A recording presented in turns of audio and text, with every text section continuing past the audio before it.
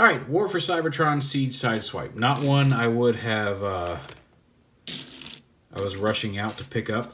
He's actually not bad. He's better than I was expecting. He's kind of a teched up Lamborghini. He does have his little shoulder launcher, which actually does separate into two smaller weapons, if you wish. He's got the same little tip on the weapon that you can attach any of the fire blast effects to. Here's one from Fire Drive, or the one from Blowpipe, to make it look like it's firing a weapon. We'll go ahead and put that off to the side for right now. And to transform him, it's honestly pretty straightforward. You just open up these panels here and flip. I'll lift up these panels here on the side first. Then flip the legs around. And you kind of keep bending them. It'll pop these pieces in. And once those are folded in, that's basically what gives him his backward knee motion. So when you're going back to robot mode or going back to vehicle mode, you kind of have to push in on the inside to swing those car panels back up. But you bend them back. Then you just, once his feet are down, you just flip in those panels, untab his legs, rotate him around at the waist, open up his arms, lift him up, lift up the waist detail here that actually does a pretty good job. You still see his chin, but does a pretty good job of covering his face. But flip that up and around, and then you just fold this down. Actually get the arms all the way out of the way. And it's supposed to tab on right here. There's a tab here that goes in the slot where the waist swivel is. And it doesn't lock. Like, I've never had a problem with it.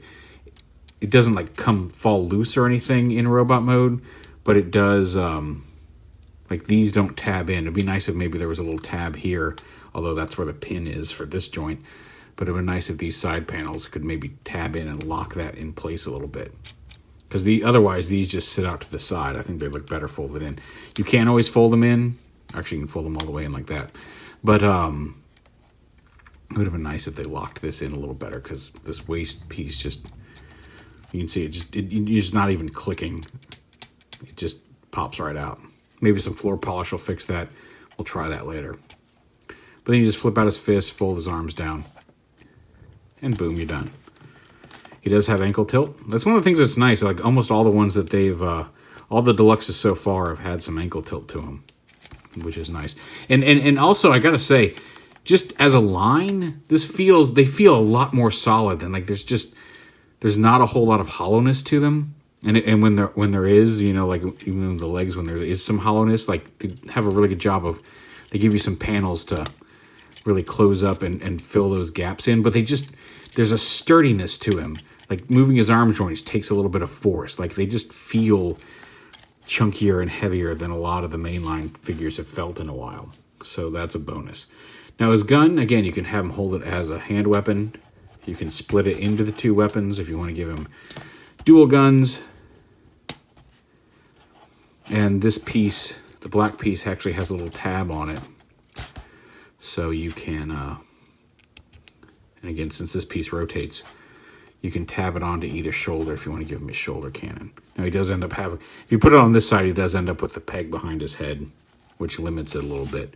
If you put it on the other shoulder, that peg is out of the way and gives his head a little bit more freedom of movement.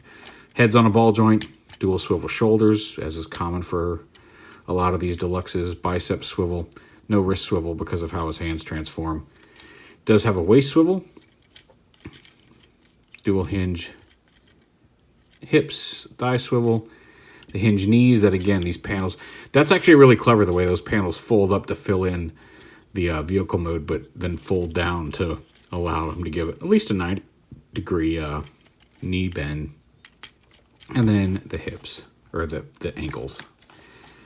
He looks he's a little stocky. He's got a broad chest and he's kind of short-legged. But like I said, better than I was expecting from Sideswipe. He's not wowing me, but he's also not disappointing me. And I was kind of like, Sideswipe, whatever. Now he does have some of the battle damage paint, which is only down here on his thighs. but well, I guess a little bit on his waist, but nothing on his chest, unlike some of the other figures. Although I guess that most of them, actually, now that I think about it, don't have a whole lot of visible battle damage in vehicle mode. Megatron maybe a little, but for the most part, they're fairly clean vehicle modes with battle damage in robot mode. Like I said, here he is with Hound. Hound's a little taller. Hound does have some on the black parts here, and then on his thighs have some of the battle damage, but not so much up here on the top of his chest. And there they are with Optimus, just to give you an idea of how the Autobots from the line are looking together.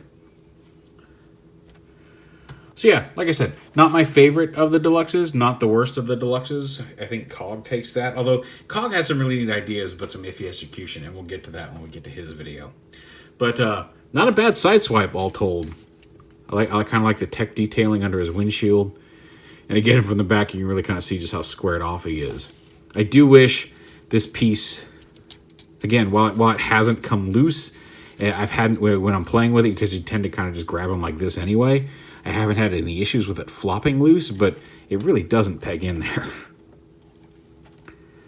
So yeah, nice kind of brawler Sideswipe.